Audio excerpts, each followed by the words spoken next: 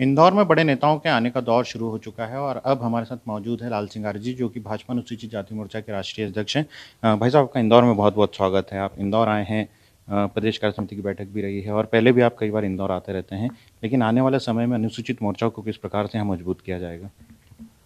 इंदौर स्वच्छता और विकास की प्रेरणा है हिंदुस्तान में, और इसलिए हर कोई इंदौर आना चाहता है। मध्य प्रदेश का हमारा एक उत्कृष्ट संस्कृति का शहर है। आने वाले समय में नगरीय निकाय चुनाव होना है मध्य प्रदेश में, तो क्या अनुसूचित मोर्चा को उसमें ज़्यादा से ज़्यादा महत्व दिया जाए, ज़्यादा से ज़्यादा टिकट दिए जाए, इस पर भी चर्चा होगी? भारतीय जनता पार्टी का मोर्चा और कार्यकर्ता और नेता टिकट ज़्यादा दिए जाए इस पर मंथन नहीं करता है। राजनीतिक नेता और कार्यकर्ता इस पर विचार करता है कि हमें सीटें ज़्यादा जीतना है, नगर पालिका नगर पंचायत ज़्यादा जीतना है।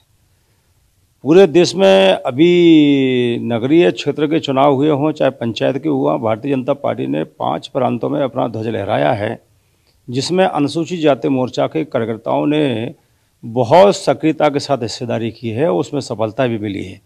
आने वाला जो हमारा चुनाव होगा नगरीय प्रशासन का, उसमें भी पार्टी के कार्यकर्ता सभी लगेंगे ही, लेकिन मोर्चा की भी अपनी एक भूमिका होगी, एक टीम होगी, एक चुनाव में जिम्मेदारियां होगी, जिसके कारण पार्टी को मध्य प्रदेश में नगरीय चुनाव में विजयश्री हासिल हो। मध्य प्रदेश का एक संगठन है, ST/SC संगठन बोला जाता है, जिससे अनुसूचित मोर्चा के जो लोग हैं वो भी जुड़े हैं। उनका कहना है कि वो किसान आंदोलन को समर्थन देंगे। पूरे देश में किसान आंदोलन भी चल रहा है, इसे किस तरह से देखते हैं?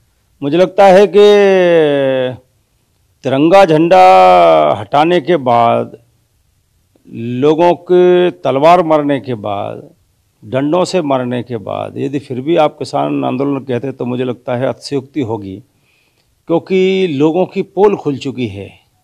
जितने भी राजनीतिक संगठन जो पर्दे के भीतर से षड्यंत्र कर रहे थे, अब वो सब सामने आ गए हैं। इसका मतलब है कि दिल्ली की बड़े शहर में जिस प्रकार से उत्पात मचाने का काम हुआ है, उसका मतलब ये है कि कांग्रेस, आप पार्टी और विभिन्न जो राजनीतिक दल हैं विपक्ष के, उनके इशारे पर हुआ है। किसानों को बदनाम करने का एक बहुत बड़ा षड्यंत्र हुआ। अन्नदाता लोगों का पेट भरने का काम करता है, पेट पर लात मारने का काम नहीं करता। इसलिए दिल्ली में जो भी हुआ है उसके कारण पूरा देश शर्मसार है। आम आदमी, बुद्धिजीवी, आम नागरिक भी दुखी है, और इसलिए किसान आंदोलन नहीं रह गया, बल्कि एक राजनीतिक षड्यंत्र का शिकार हो गया है। बजट भी आने वाला है, बजट सत्र भी है। क्या लगता है कुछ बजट में खास सुविधाएं जो हैं वो दी जाएंगी?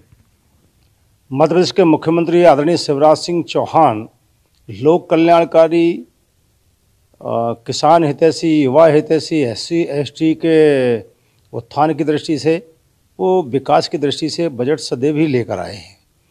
उनके नेतृत्व में मध्य प्रदेश गरीबी से निकलकर कहीं ना कहीं विकसित राज्यों की श्रेणी में पहुंचा है। इसका मतलब ये है आने वाले समय में भी बजट जनता के कल्याण पर आधारित होगा और विकास पर आधारित होगा। एक वेब सीरीज आई थी तांडव, उसमें निचली जातियों को लेकर भी कई प्रकार की बातें कही गई थी। क्या लगता है कि एक सेंसर अब इसके लिए बनाए जाने के समय आ चुका है? स्वाभाविक है, किसी भी धर्म, किसी भी जाति और किसी भी व्यक्ति की एक अपने मौलिक अधिकार होते हैं। उन मौलिक अधिकारों का हनन करना मुझे लगता है संविधान का उल्लंघन है।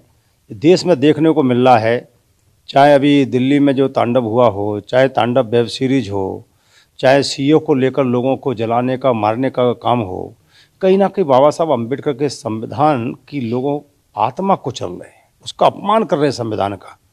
और ऐसे तथाकथित षड्यंत्रकारी लोग संविधान की मर्यादाओं की बातें करते हैं, जो खुद ही उल्लंघन करते हैं। ऐसी वेब सीरीज वाले या कोई भी इस प्रकार का कृत्य करने वाले लोग हैं, इनको किसी कीमत पर छोड़ा नहीं जाना चाहिए।